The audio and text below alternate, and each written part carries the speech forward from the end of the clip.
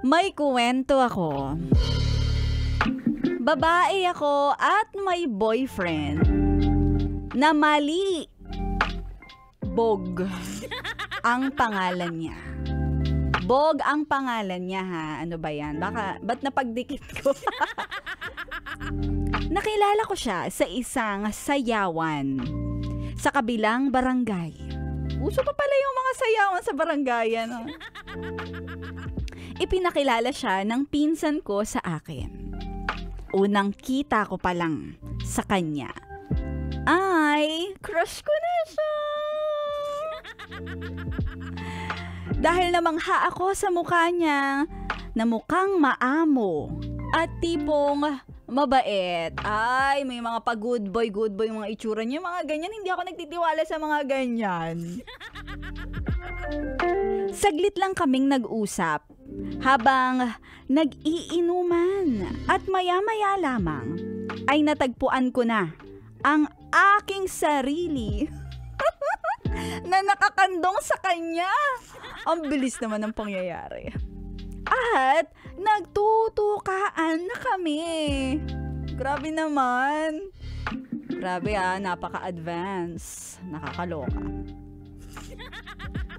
Nagulat ako sa kanya sa pagiging agresibo. Mabilis. Oo nga, ang bilis-bilis ng pangyayari. At bukod pa doon, ay inakala ko na siya ang tipo ng lalaki na pa-good boy, pa-inosente, at halos hindi makabasag pinggan. Ikaw rin, te, hindi ka ganon. Meron pa siyang suot na salamin, naka-eyeglasses, na nagpadagdag sa kanyang pagiging magandang lalaki. Fast forward, naging kami. Kinandungan ka ba naman? Mukhang magiging kayo talaga. Tama ako nung sinabi ko na mabait siya. Ngunit ang pagiging makabasag pinggan ay kabaliktaran. Kapansin-pansin ang pagiging madikit niya sa akin. At palagi ang paghawak sa iba't ibang parte ng aking katawan. Oy, kumbaga sa fried chicken, sa leeg, nahawakan ka na, sa pecho, picho, sa ano pa bang mga parte ng manok, sa hita, sa thigh, ayan. Hinahayaan ko siya sa kanyang ginagawa sa tuwing kami ay magkasama. Noong una, tingin ko ay normal yon sa magkarelasyon na tulad namin. May mga pagkakataon na inilalagay niya ang kamay niya sa aking braso. At minsan ay lumalapat sa dibdib ko. Ay, what is the meaning of this? Kasama pa pala yung breast sa part ng chicken. Ayan. Isang araw ay magkasama kaming nanonood nang bigla niyang nilihis ang suot kong bestida. Sabay hawak sa akin. Nagulat ako, ngunit hinayaan ko na lang. Nakakaloka na ito sa ate. Nung nakita niya akong hindi pumapalag, ay lalo niya pang inilapit ang mukha ko sa mukha niya at bigla na lang akong ninakawan ng halik. Naging matindi ang aming tukaan.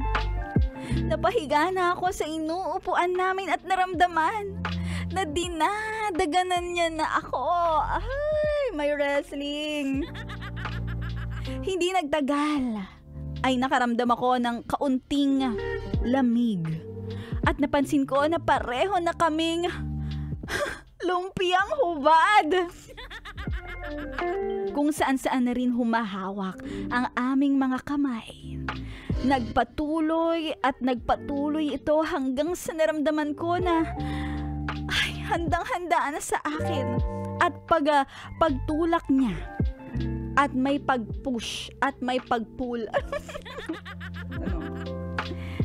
Papasok saan? Sa grand entrance. Ay, halos mapaiyak ako sa sobrang sakit. Dahil hindi ako hinayaan ng boyfriend ko na umiyak. Ohay, nagpatuloy siya sa pag-urong sulong. Noong nasimulan na namin ang paggawa ng aming baby thesis. Aaminin ko na may mga pagkakataon na minsan ay nagyayaya pa siya sa amin. Ngunit mas lamang na siya. Ano mas lamang na siya? Hindi ko na naiintindihan. Hinahayaan ko lamang siya sa kanyang ginagawa. Ngunit habang tumatagal, ay napapansin ko na napapadalas ito. Wala ng kontrol. Na kahit sa mga pampublikong lugar. Dahil mahal ko ay sinusuyo ko siya. At pagkatapos nun, balik na naman ulit sa dati. Hanggang isang araw, inaya niya akong maglakad-lakad sa isang tambayan na maraming upuan. May dala kaming pagkain at sinimulan naming kainin nang nakaupo kami. Masayang nagkikwentuhan hanggang sa napunta ang usapan sa churat! Akala ko ay nagbibiro lamang siya, kaya sinakyan ko na lang ang mga sinasabi niya. Pero noong sinabi ng boyfriend ko na gusto niyang gawin namin, yun, sa aming kinauupuan. Na nasa pampublikong lugar kayo? Natahimik ako. Paulit-ulit ko siyang sinasaway ngunit hindi siya nakikinig sa akin. Patuloy pa rin lumilikot ang kamay niya. At doon, tinabig niya ang kamay ko at hinawakan niya.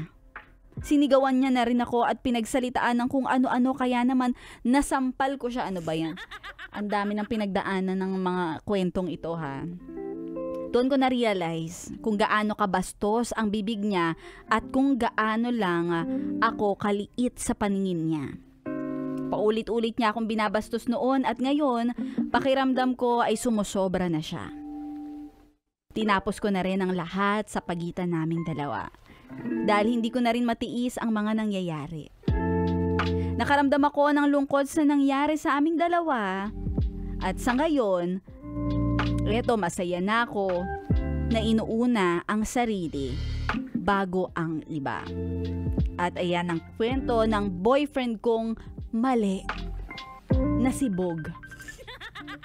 Mali na si Bog. Ayan.